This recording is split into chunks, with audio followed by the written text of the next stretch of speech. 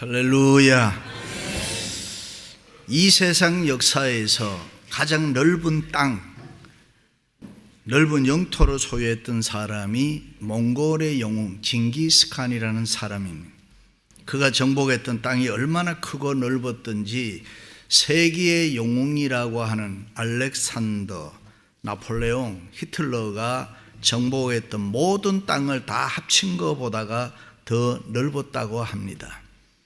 그렇다면 문제는 도대체 징기스칸 그가 어떤 사람이냐 하는 것입니다. 젊었을 때 어느 날 다른 부족들이 쳐들어와서 자기 마을을 초토화시켰습니다. 그리고 자기 아내를 납치해 가버렸습니다. 세계의 영웅 징기스칸이 아내를 빼앗긴 것입니다. 그때 그는 어떻게 했느냐? 강인한 정신과 독특한 철학으로 무모하게 싸우질 않습니다. 때를 기다리면서 이길 수 있는 자기 힘을 계속 키워나갔습니다. 그리고 어느 날 다른 부족과 함께 연합군을 만들어서 그들을 쳐 들어가서 당당하게 싸워서 승리하고 그의 아내를 다시 찾아옵니다. 그런데 그의 아내 버르데는 이미 임신해서 만삭된 몸이었습니다. 그렇게 태어난 아들이지만은 자기의 장자로 호적에 넣습니다. 그 아들 이름이 조치라고 몽골 말로 손님이라는 뜻입니다. 어떻습니까? 우리의 좁은 생각으로 상상할 수도 없는 일입니다. 자기의 원수 적군의 아들이지만은 자기의 아내가 낳았기 때문에 자기의 아들로 삼은 것입니다. 그것이 바로 징기스칸이라는 사람됨의 모습입니다. 왜 그랬습니까? 한마디로 얘기하면 자기 아내는 잘못한 일이 없으니까요. 여러분은 이런 자유함을 누리면서 살 수 있겠습니까?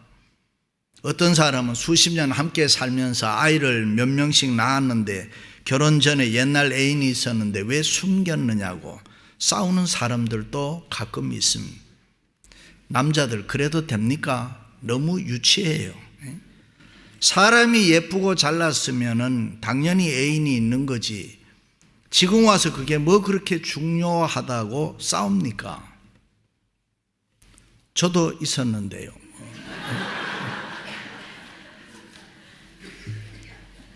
그렇습니다. 여러분은 여러분의 마음그릇이 얼마나 된다고 어느 정도라고 생각합니다.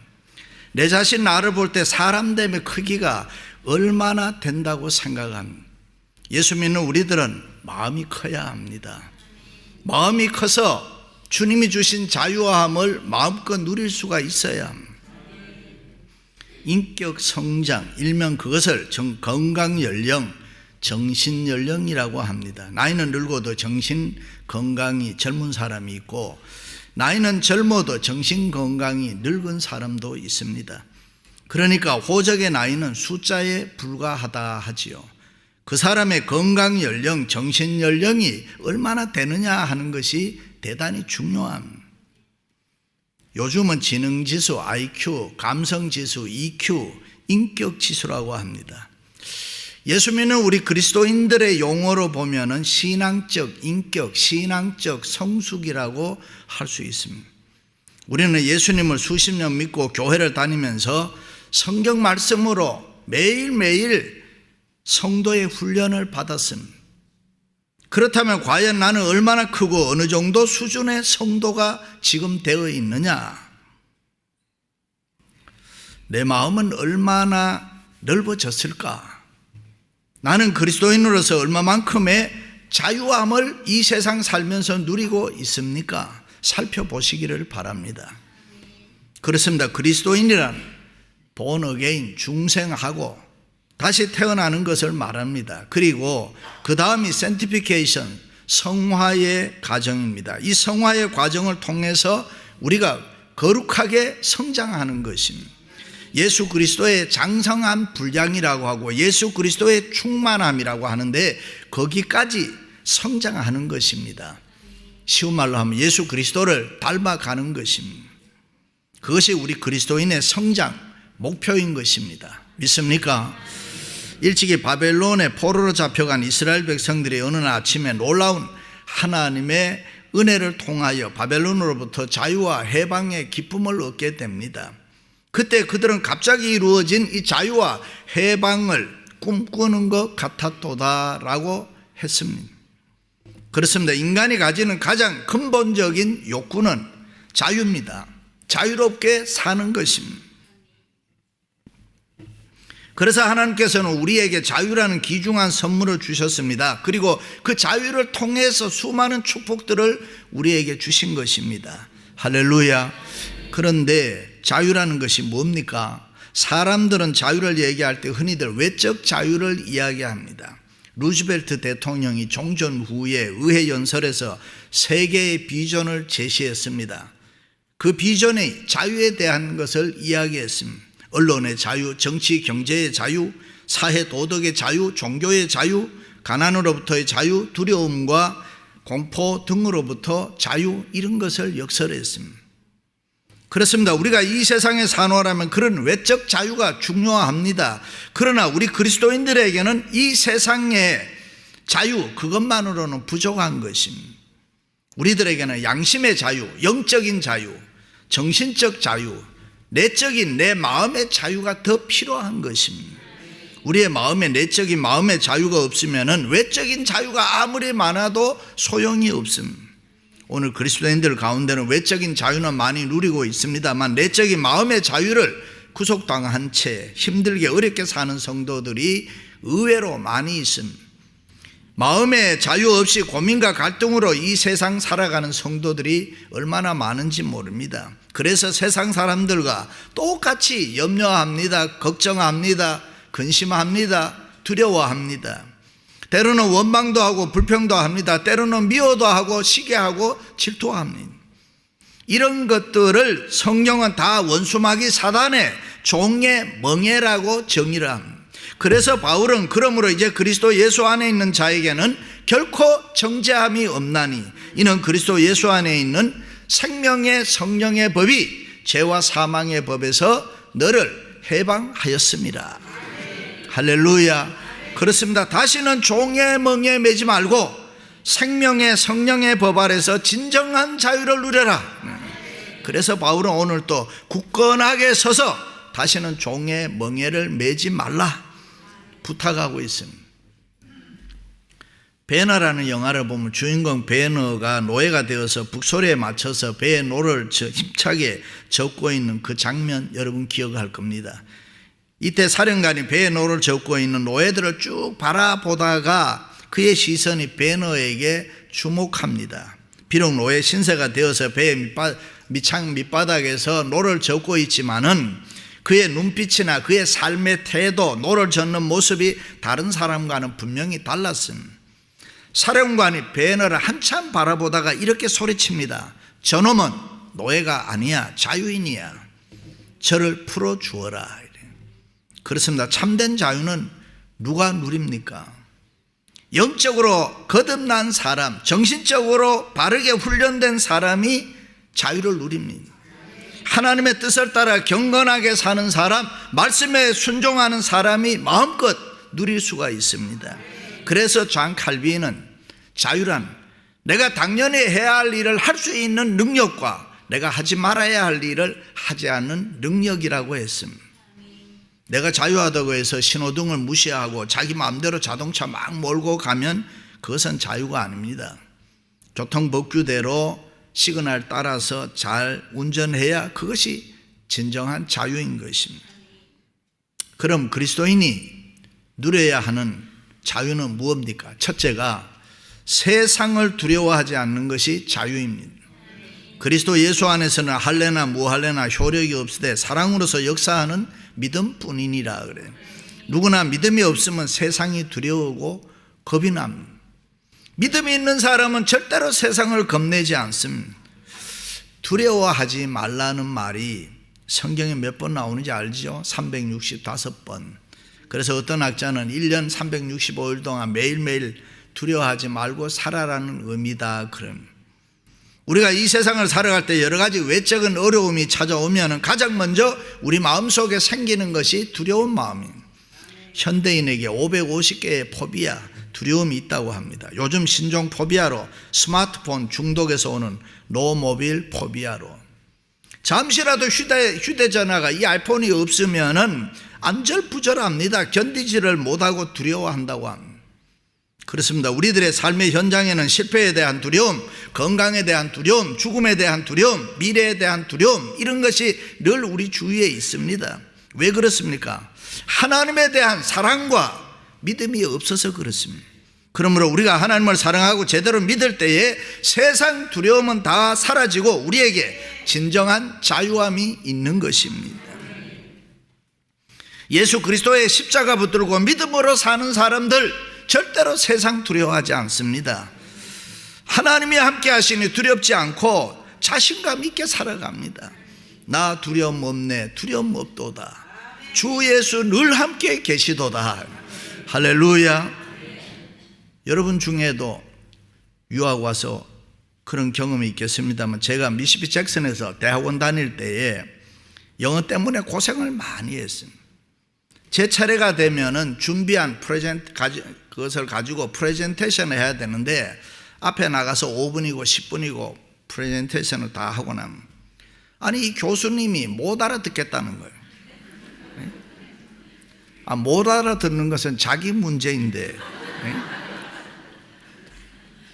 기가 막히는 거예요. 그때 제가 얼마나 가슴 조아리고 두려웠는지 몰라요. 수업을 마치고 채플실에 가서 예배를 드리면서 하나님 나 너무 힘들어요, 나 좀 도와주세요 막 울면서 한참 기도하고 나면은 내 마음속에 주님이 두려워하지 마라, 내가 너와 함께 함이니라, 담대해라. 놀라운 사실은 그 이후에 교수님이 2번 하라고 한 번도 안 하더라고요. 그리고 저는 지금까지 어떤 일이 있어도 요 세상 때문에는 적어도 두려워하지 않습니다. 하나님이 함께 하시는 줄 믿고 있으니까 늘 내 마음속에는 자유함이 있습니다. 할렐루야. 그렇습니다. 우리의 삶에는 건강이나 사업이나 자녀나 크고 작은 세상에 두려운 일들이 우리 주위에 늘 있습니다. 세상 두려움에 사로잡혀 있으면 새로운 아이디어도 없습니다. 삶에 대한 용기도 없습니다. 사람 만나는 것도 싫어집니다. 두려움은 사람을 상하게 합니다. 이런 포비아, 두려움이 모든 질병의 원인이 된다고 합니다. 일찍이 솔로몬 왕은 외부적인 것, 주위를 바라보며 이 세상 두려워하면은 내 속에 내 뼈가 썩는다, 그렇게 했습니다. 그래서 예수님께서는 두려워 말고 믿기만 해라. 할렐루야. 그렇습니다. 우리가 하나님의 사랑과 믿음을 가질 때 우리는 이 두려움에서 벗어날 수가 있고 참된 그리스도인의 자유함을 누릴 줄로 믿습니다. 주는 영이시니 주의 영이 계시는 곳에는 자유함이 있느니라. 할렐루야. 하나님 사랑하고 하나님 함께 하심을 믿으면 하루에도 수많은 염려, 근심, 걱정거리가 우리를 찾아와도 우리는 다 버릴 수가 있고 다 이길 수가 있고, 바울은 하나님이 우리에게 주신 것은 두려워하는 마음이 아니요 오직 능력과 사랑의 마음이라. 할렐루야. 하나님 사랑하고 하나님 함께 하심을 믿을진데 우리에게 자유함이 있는 줄로 믿습니다. 그 하나님 때문에 세상 두려워하지 말고 자유함을 마음껏 누리면서 살아가시기를 주님의 이름으로 축원합니다. 할렐루야. 2번째는 세상 욕심을 버리는 것이 자유입니다. 나는 너희가 아무 다른 마음을 품지 아니할 줄을 주 안에서 확신하노라. 보통 인간에게는 소유의 충동이 있습니다. 인간은 본질적으로 무엇인가 많이 소유하려는 욕심이 다 있습니다. 그래서 돈하지 않습니까? 그리고 그 소유를 통하여 만족을 느끼고 실제로 성공의 쾌감을 느낄 때도 있습니다. 그런데 우리가 잘못하면은 요 세상의 욕심 때문에 자유를 잃어버릴 수가 있다. 일찍이 야고보 사도는 욕심이 잉태한 즉 죄를 낳고 죄가 장성한 즉 사망을 낳느니라. 그러므로 우리가 참으로 자유함을 얻기 위해서는 스스로 요 세상 욕심을 버리고 절제할 줄 알아야 됩니다. 자제할 줄 알아야 됩니다. 받은 은혜를 만족하면서 살 줄 알아야 되는 거예요. 그렇습니다. 욕심에 눈이 어두운 사람은 온전한 신앙생활을 잘 못합니다. 그런 사람은 자기가 원하는 모든 것을 소유하게 되는 것이 아니라 오히려 죄를 짓고 내가 가진 자유마저도 빼앗기는 욕심의 포로가 되는 것입니다.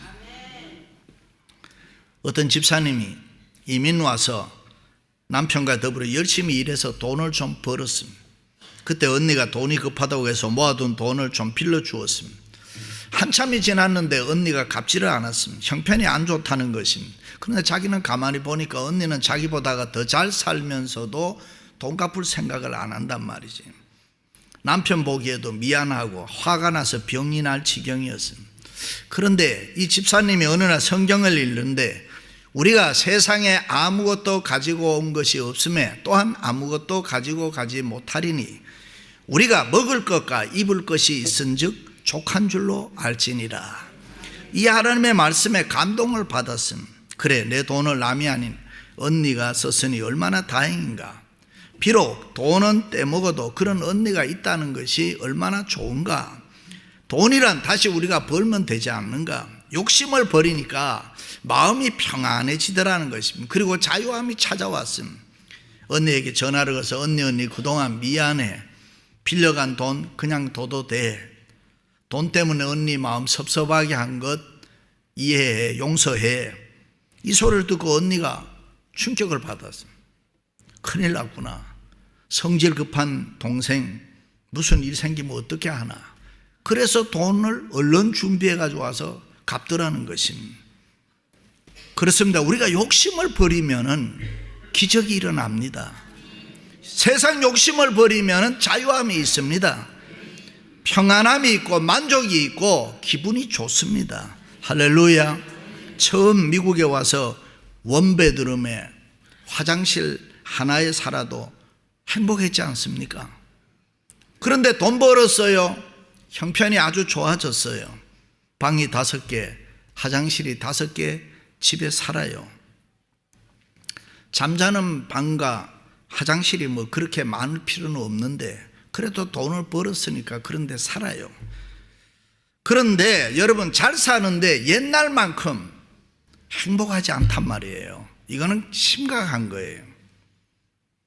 제가 서울 어느 교회에 부흥에 나갔을 때 방 3개짜리 아주 화려한 스위트룸을 하나 정해준 적이 있습니다.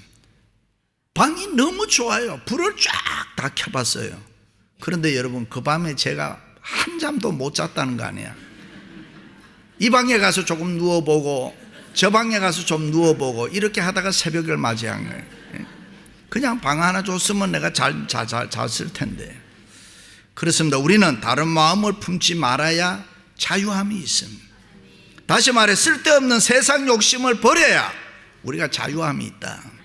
사람의 마음이 참 이상합니다. 사람의 욕심이라는 것은 끝도 없어요. 대한항공에서 1년에 잃어버린 담요, 비행기 타면 춥다고 주는 이불 있잖아요. 이게 20만 장 이상을 도적질해 가지고 간다는 거예요. 그걸 왜 가지고 옵니까? 쓸데없는 욕심. 받은 은혜, 받은 축복 만족하고 세상 욕심 버리고 자유함을 누리시기를 주님의 이름으로 축원합니다. 할렐루야. 마지막으로는 서로 종노릇하는 것이 자유입니다. 형제들아, 너희가 자유를 위하여 부르심을 입었으니 오직 사랑으로 서로 종노릇하라. 보통 인간에게는 남이 잘 되면은 시기하고 질투하는 심리가 있습니다. 그런데 우리 마음속에 미움과 시기가 있고 질투와 교만이 있으면은 불만과 불신이 생겨납니다. 내가 잘났다는 이 교만한 마음이 생기면은 자유로울 수가 없습니다. 남을 인정하지 않으니까요. 내가 제일 잘난 줄 착각합니다. 다른 사람과 세상을 인정하려고 하지를 않습니다. 예수님 당시에도 유대인들은 로마의 정치적인 위협 속에서도 데모를 가끔 했습니다. 그러면서 그들은 로마에 있는 많은 노예들처럼 자기들은 어떤 의미에서 아직 노예가 아니라고 자존심과 자부심을 가지고 현실에 만족하려고 했습니다.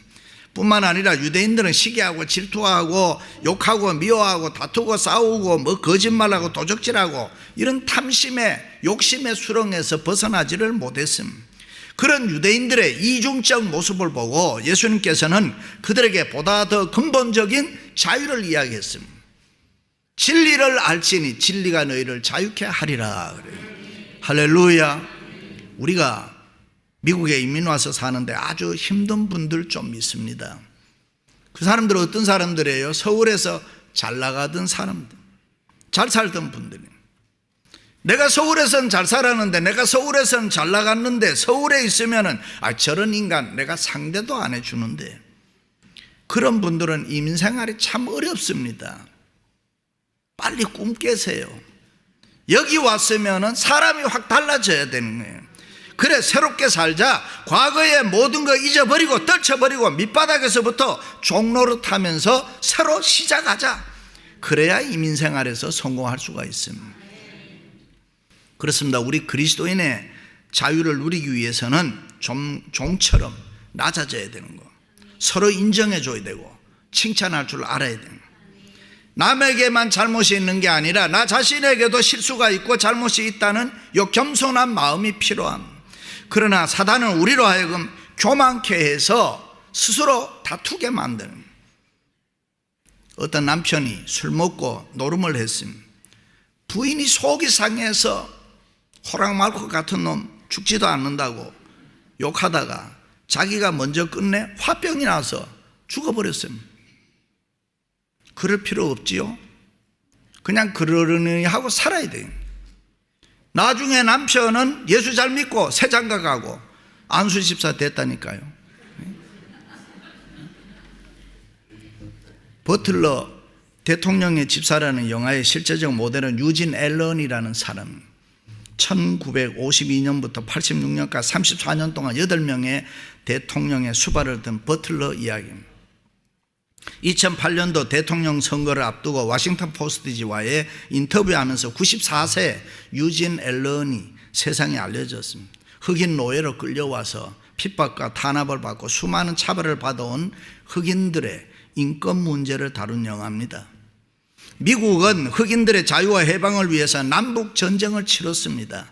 그 전쟁으로 엄청난 상처와 피해와 손실이 있었지만은 그 결과로 인간들의 자유와 존엄, 숭고한 의로운 역사가 새롭게 이루어진 것입니다.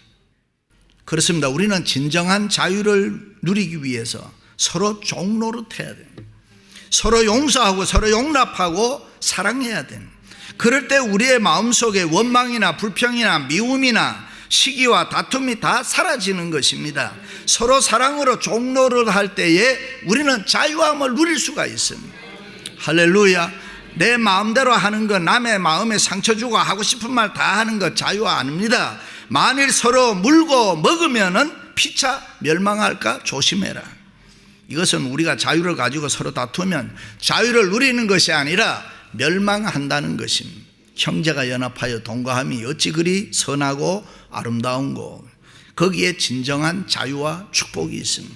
자유는 섬기는 것입니다. 자유는 성숙인 것입니다. 어린아이 때는 잘 다툽니다. 그러나 어른이 되면 다투지 않습니다. 성숙과 자유는 비례하는 것입니다. 자유는 원망과 불평을 하지 않고 있는 그대로를 다 받아들이는 것입니다. 그렇습니다. 이제는 성장해야 됩니다.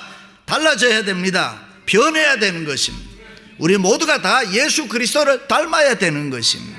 예수 그리스도께서 우리를 자유케 하려고 자유를 주셨으니 그러므로 굳세게 서서 다시는 종의 멍에를 매지 마라. 믿으시면 아멘. 사랑하는 성도 여러분, 그리스도인의 자유함을 누리며 살아가시기를 주님의 이름으로 축원합니다.